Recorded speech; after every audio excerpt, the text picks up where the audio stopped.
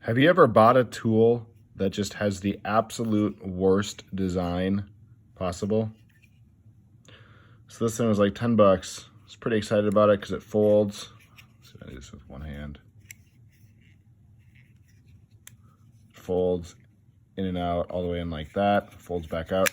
And when I open this guy up, I realized that it's not preloaded, so there's not a blade in there.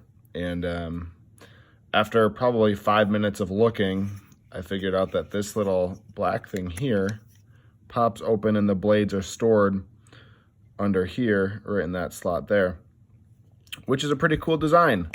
However, then I had to try and figure out how I'm supposed to load the blade into here. And so I spent a good amount of time looking around. I actually grabbed a screwdriver. I grabbed my rigid drill, the only drill that would work, with this little star bit, which is the only bit that would fit in here. And I took the whole thing apart, disassembled it all, and I still could not figure out how to get this stupid blade loaded in here.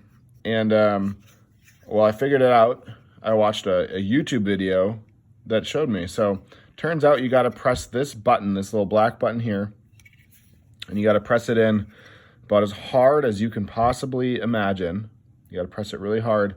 And as you're doing that, you have to shove the blade straight in until it latches on there. So I'm going to attempt to do that. I'm going to see how long it takes. It's really not a safe thing because as you're gripping this blade and you're pushing it in like that, it's just a stupid design. So, you know, it's already open. I already threw the package away.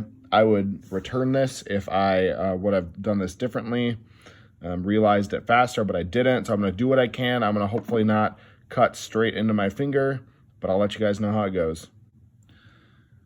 Well, I was able to figure it out. This button is a lot harder to push than it should be, just a little button.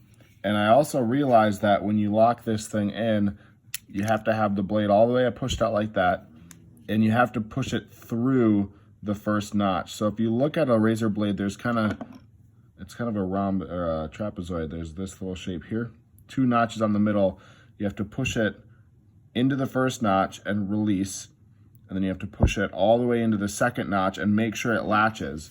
Otherwise, when you pull it down, the blade will still stick up a little bit here. So not a well-designed knife. It looked cool. Thought it'd be a good tool to add. Ultimately, I'm not very pleased. I would not buy this knife again.